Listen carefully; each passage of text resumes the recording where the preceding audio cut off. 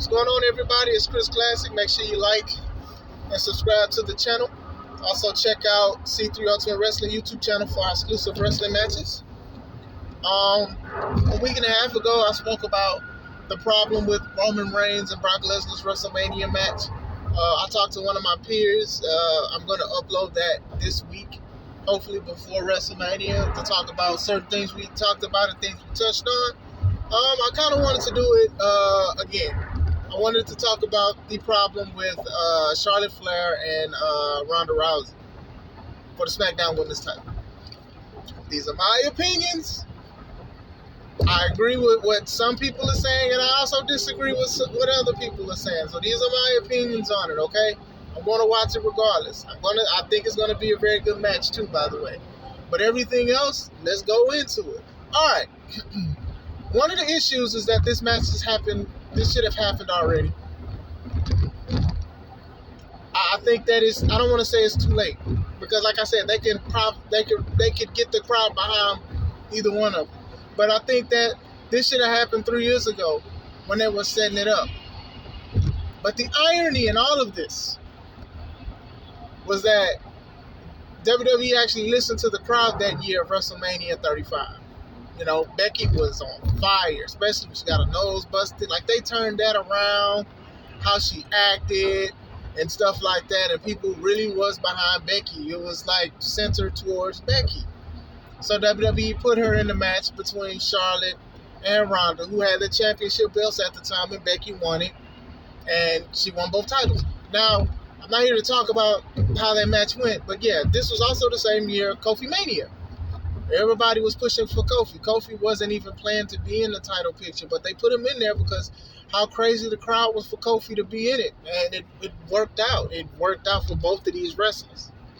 With that being said, now you're trying to do something that should have already happened because they could have did this afterwards, but Ronda took a break for family. And that's fine. You get what I'm saying?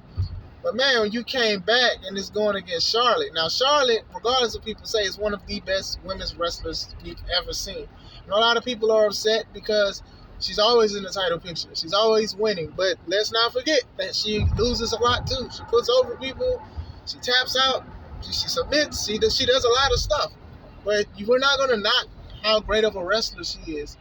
Can it be annoying? Yes, it can be annoying to see the same person over and over and stuff like that. But you cannot tell me like she is not top talent. You know, you want top talent, and then when it's top talent, you get upset that it's not the talent that you want. And I don't subscribe to that nonsense, in my opinion. Another issue is that Ronda's promos are draggy, and she acts like she doesn't want to be there. Now, WrestleMania is supposed to be the most important wrestling show in pro wrestling, period. And when you have somebody that's supposed to be in a major match, looks like she doesn't want to be there, messing up a lot, that doesn't make the casual fan or the fan who's just tuning in or a new fan looking at her, that doesn't make them excited to watch this match. You get what I'm saying? Like, you're going to have millions of fans, wrestling fans, and millions of wrestlers going to watch this weekend. But at the same time, you want new fans. So if I'm a fan of Ronda Rousey, right, and I'm just finding out that she's in WWE wrestling, and I might subscribe to Peacock to watch it, and then I hear her talk, I might not buy it because people already know some of the ins and outs of wrestling. And then if this person is acting like that, why should I be excited if she doesn't seem excited to be there?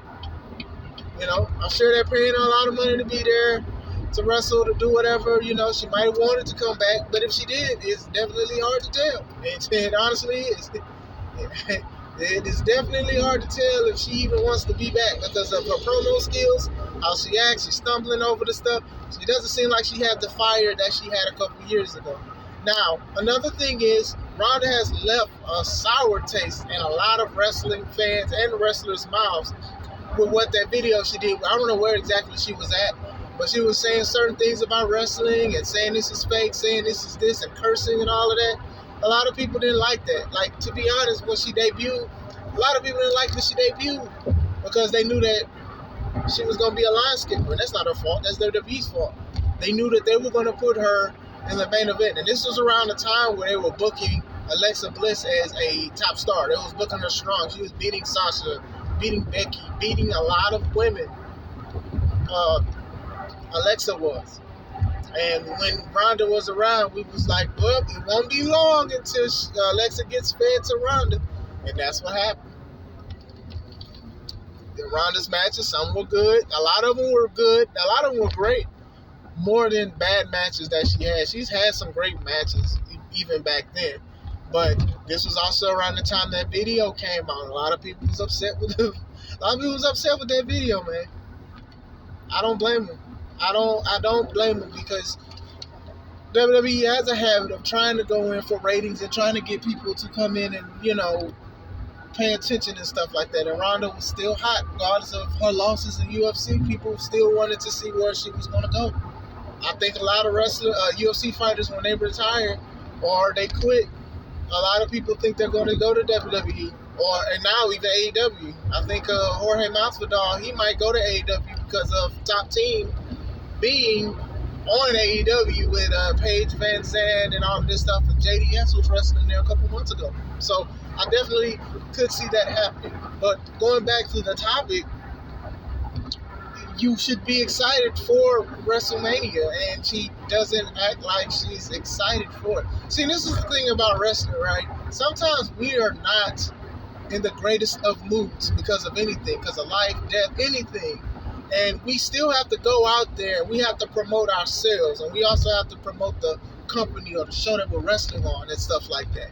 And I feel like she doesn't get that aspect of it. And that's WWE's fault because they keep letting her go out there and giving her a microphone to talk about it. Like, this is a match that should be hyped up, and they're trying to, but it feels like one of the wheels isn't spinning as great as the other wheels of Charlotte and even WWE trying to push it and stuff like that. It's going to have a lot of people watching it, but at the same time, it's like, are we really excited to watch it? Like, I still expect a great match, but that's just the wrestler in me and knowing what these two ladies are capable of. But, man, you got women that's been in there for years that would have just made everybody want to watch it be influenced. A lot of people are impressed and loving Liv Morgan and stuff like that, and now she's in a multi-woman match, just like a lot of other tag matches and stuff. Like, come on, like, that's all. That's just the take of it. Like I said, I'm gonna watch this WrestleMania. I watch as much wrestling as I can, and I do short reviews and stuff like that. Subscribe if you haven't. I go straight to the point with those. You only get like 15 seconds. But yeah, there's just only a few things about it. We can talk about it. Let's talk about it. Comment. Add me on Facebook, Chris Classic Williams. We can talk about these kind of things. But that's my take on it. This is Chris Classic. Let's take it home.